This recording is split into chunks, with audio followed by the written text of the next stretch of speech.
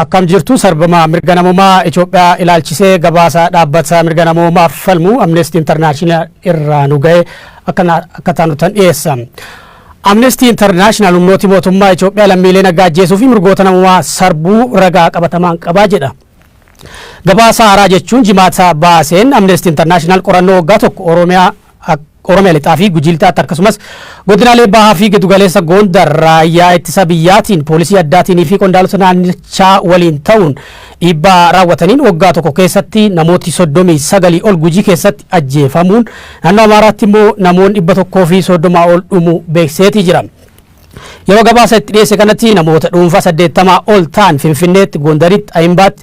Walqaayitii fi hawaasa waliin wal arguusaa kan ibsu Amnestiin bu'aa qorannoo irratti yaada akka kennaniif ministeera nagaa, ministeera raayyaa ittisa biyyaa, Komishinii Poolisii Federaalaa, bulchiinsaa fi biiroo bulchiinsaaf nageenyaa fi nageenya Oromiyaa, Komishinii Poolisii Oromiyaa fi biiroo bulchiinsaa fi nageenyaa akka naannoo Amaaraa akkasumas Komishinii Poolisii naannoo Amaaraa gaafachuusaa ibsee jira. Guyyoo Waariyoo gabaasa Amnesty International kanaa fi Human Rights Watch baasee waliin wal bira qabuun gabaasa qindeessee jira.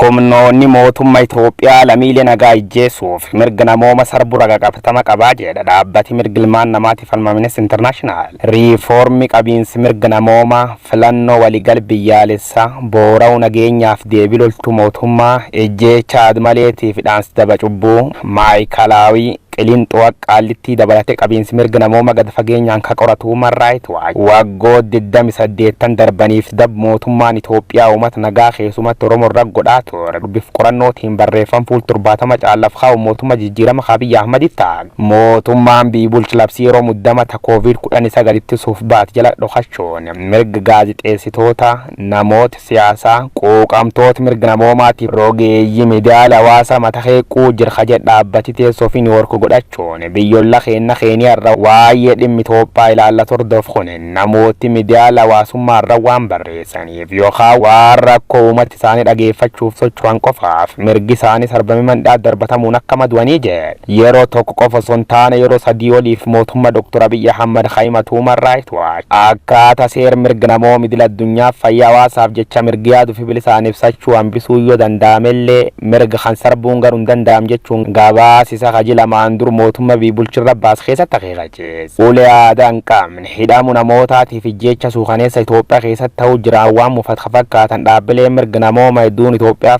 fuuldeeffachuun mootummaa dhiiqeerrootiin barcuma qoora kaaga filame ganna sadii akka jaba balaaleffachuu jira. Human Rights Watch, Amnesty International fi Committee for Protection of Journalists warri jedhan kun sadeen gocha qaamoleen nageenya mootummaa naannoo Amaaraa fi Oromiyaa keessa godhuu jiran balaaleffachuu mormuu jira. Dhaabbilee mirga ilmaan namaatiif falman kan keessa tokko kata Amnesty International gabaasa hardhi jechuun jimaata baasa Oromiyaa lixaatiif Gujii lixaa akkasumas godinaalee baaf jiddu galeessa Gondarraa xiyyeeffachuun balbaloomse. Waggaa tokko qof keessa raayyaan ittisa biyyaa poolisii addaatiif qondaaltota naannichaa waliin ta'uun ilmaan nama gatee jechuun himate. Mata duree gabaasicha kan mirga kabachiisuu dhabuun miidhaa mirga namoomaa naannoo Oromiyaatiif Amaaraa keessa raawwataman jedhuun dhaabbati asxaa keelloo kun Amnesty International mootummaan Abiy Ahmed ajjeecha seeraan ala hidhaansi jimlaa seeraan al namoota buqqaan taasisuuf miidhaa qabeenya irraan ga'uu jira riifatee dhaabu qab jechuun waamichi dhiyeesse. Sodaa kan irraa kakaa'e naannolee akka Oromiyaatti Amaara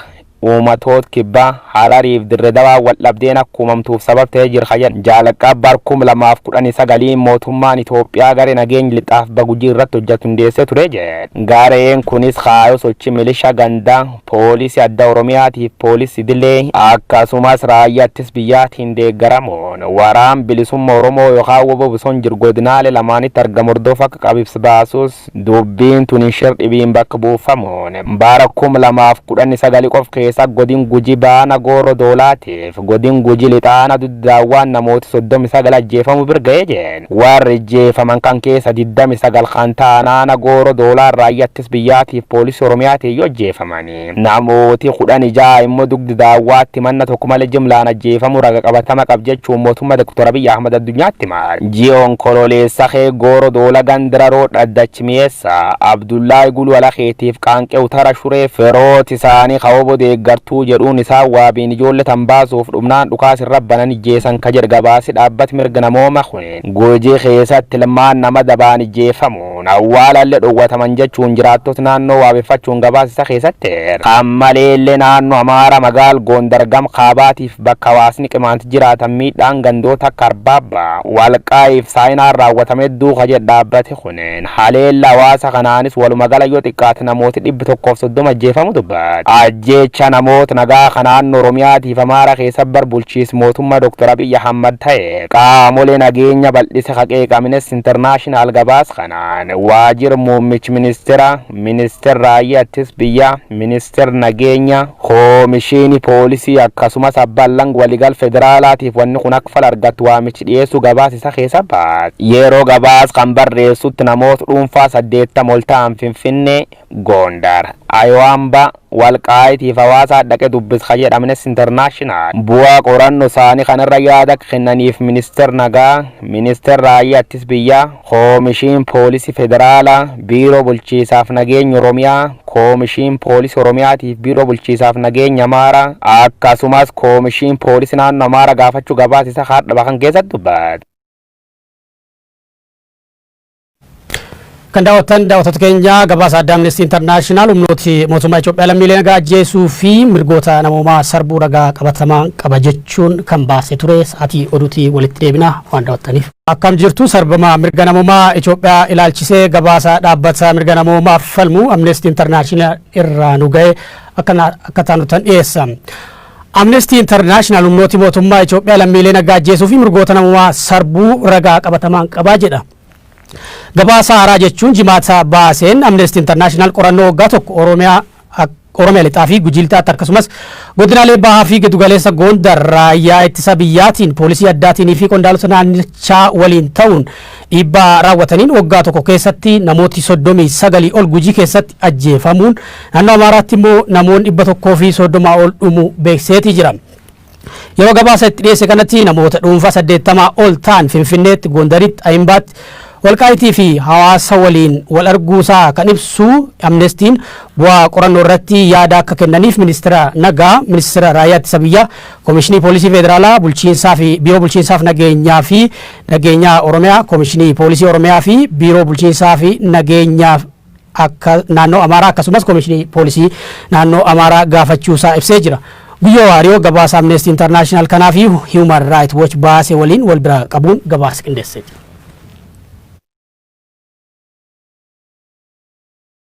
Humnoonni mootummaa Itoophiyaa lammiilee nagaa ajjeesuuf mirga namooma sarbuu ragaa qabatama qabaa jedha dhaabbati mirga ilmaan namaatiif falmu Amnesty International. Riifoormii qabiinsi mirga namooma filannoo waliigal biyyaalessaa boora'uu nageenyaaf deebii loltuu mootummaa ejjeecha admaleetiif dhaansi daba cubbuu maayikalaawii qilinxoo qaallittii dabalatee qabiinsi mirga namooma gad fageenyaan ka qoratu Human Rights Watch waggoota 28 darbaniif dab mootummaan Itoophiyaa uummata nagaa keessumatti Oromoo irra godhaa ture dubbif qorannootiin barreeffam fuul 70 caalaaf haa mootummaa jijjiirama Abiy Ahmad ta'a mootummaan bulchi labsii yeroo muddama ta COVID-19 ittisuuf baat jala dhokachuun mirga gaazexeessitoota namoota siyaasaa quuqamtoota mirga namoomaatiif rogeeyyii miidiyaa hawaasaa mata heequu jirka jedha dhaabbati teessoo fi Niiwoork godhachuun biyyolla keenya irra waa'ee dhimmi Itoophiyaa ilaallatu hordofun namooti miidiyaa hawaasummaa irra waan barreessaniif yookaan waan rakkoo uummata isaanii dhageeffachuuf socho'an qofaaf mirgi isaanii sarbamee mandhaa darbatamuun akka maduwanii jedhe yeroo tokko qofa osoo hin taane yeroo sadii oliif mootummaa Dr. Abiy Ahmad haimatu Human Rights Watch akkaataa seera mirga namooma idil addunyaaf fayyaa hawaasaaf jecha mirgi yaaduu fi bilisaan ibsachuu hambisuu yoo danda'amellee mirga kan sarbuun garuu hin danda'am jechuun gabaasisa kajilamaan dur mootummaa bulchirra baas keessatti akeekachiise. Ulee aadaa hin qabne hidhamu namootaatiif jecha suukaneessa Itoophiyaa keessatti ta'uu jiraan waan mufata fakkaatan dhaabbilee mirga namooma hedduun Itoophiyaa fuuldeeffachuun mootummaa dhiiqeerrootiin barcuma qoora kaaga filame ganna sadii akka jaba balaaleffachuu jiru. Human Rights Watch, Amnesty International fi Committee for Protection of Journalists warri jedhan kun sadeen gocha qaamoleen nageenya mootummaa naannoo Amaaraa fi Oromiyaa keessa godhuu jiran balaaleffachuu mormuu jiru. Dhaabbilee mirga ilmaan namaatiif falman kan keessa keessa tokko kataa Amnesty International gabaasa hardhi jechuun jimaata baasa Oromiyaa lixaatiif Gujii lixaa akkasumas godinaalee baaf jiddu galeessa Gondarraa xiyyeeffachuun balbaloomse. Waggaa tokko qof keessa raayyaan ittis biyyaa poolisii addaatiif qondaaltota naannichaa waliin ta'uun ilmaan nama gatee jechuun himate. Mata duree gabaasicha kan mirga kabachiisuu dhabuun miidhaa mirga namooma naannoo Oromiyaatiif Amaaraa keessa raawwataman jedhuun dhaabbati asxaa keelloo kun Amnesty International mootummaan Abiyyi Ahmad ajjeecha seeraan ala hidhaansi jimlaa seeraan ala namoota buqqaan taasisuuf miidhaa qabeenya irraan ga'uu jiraariifatee dhaabuu qaba jechuun waamichi dhiyeesse. Sodaa kan irraa kaka'e naannolee akka Oromiyaatti Amaara uumatoota kibbaa Harariif Dirree Dawaa waldhabdeen akka uumamtuuf sabab ta'ee jira jedhan Jaalaqaa barkum 2019 mootummaan Itoophiyaa garee nageenya lixaaf Gujii irratti hojjetu hundeessee ture jedhe. Gareen kunis kaayoo sochii milishaa gandaa poolisii adda Oromiyaatiif poolisii idilee akkasumas raayyaa ittisa biyyaatiin deeggaramuun waraan bilisummaa Oromoo yookaan WBO bosona jiru godinaalee lamaanitti argamu hordoof akka qabibsi baasuus dubbiin tuni dhibiin bakka buufamuun bara 2019 qof keessa godin Gujii baana gooro doolaatiif godin Gujii lixaana duddaawwan namoota 39 ajjeefamuu birga'ee jedhan. Warri ajjeefaman kan keessa 29 kan ta'an gooro doolaa raayyaa ittisa biyyaatiif poolisii Oromiyaatiin yoo ajjeefamanii namooti 16 immoo dugdi daawwaatti manna tokko malee jimlaan ajjeefamuu raga qabatama qab jechuun mootummaa Dr. Abiyyi Ahmad addunyaatti maal. Ji'oon kololeessa kee gooro doola gandira roodha addachi mi'eessa Abdullaahi Guluu Alakeetiif qaanqee utara shuree firooti isaanii kaawwaboo deeggartuu jedhuun isaa waabiin ijoollee tan baasuuf dhumnaan dhukaas irra banan ijjeessan ka jedhu gabaasi dhaabbati mirga namooma kun Gujii keessatti ilmaan nama dabaan ijjeefamuun awwaalallee dhowwataman jechuun jiraattota naannoo waabeffachuun gabaasisa keessatti kan maleellee naannoo Amaara magaal Gondar gam kaabaatiif bakka hawaasni qimaanti jiraatan miidhaan gandoota akka Arbaabba Walqaa'iif saayinaan raawwatame duuka jedhu dhaabbati kun haleella hawaasa kanaanis waluma gala yoo xiqqaate namooti 130 ajjeefamu dubbata. Ajjeecha namoota nagaa kan naannoo Oromiyaatiif Amaaraa keessa bulchiinsa mootummaa Dr. Abiyyi Ahmad ta'e qaamolee nageenya bal'ise haqeeqa Amnesty International gabaas kanaan waajjira muummichi ministeera raayyaa ittisa biyyaa ministeera nageenya koomishinii poolisii akkasumas abbaan alangaa waliigalaa federaalaatiif wanni kun akka fala argatu waamichi dhiyeessuu gabaasisa keessa baase. Yeroo gabaas kan barreessutti namoota dhuunfaa 80 ol ta'an Finfinnee Gondar Aywaamba Walqaa'iitiif hawaasa dhaqee dubbisa jedha Amnesty International. Bu'aa qorannoo isaanii kanarra yaada kennaniif ministeera nagaa ministeera raayyaa ittisa biyyaa koomishinii poolisii federaalaa biiroo bulchiinsaaf nageenya Oromiyaa koomishinii poolisii Oromiyaatiif biiroo bulchiinsaaf nageenya Amaaraa akkasumas koomishinii poolisii naannoo Amaaraa gaafachuu gabaasisa haadha kan keessatti dubbate. Kan daawwattoota keenya gabaasa adda Amnesty International humnooti mootummaa Itoophiyaa lammiilee nagaa ajjeesuu fi mirgoota namoomaa sarbuu ragaa qabatamaa qaba jechuun kan baase ture. Sa'aatii oduutii walitti deebina waan daawwattaniif.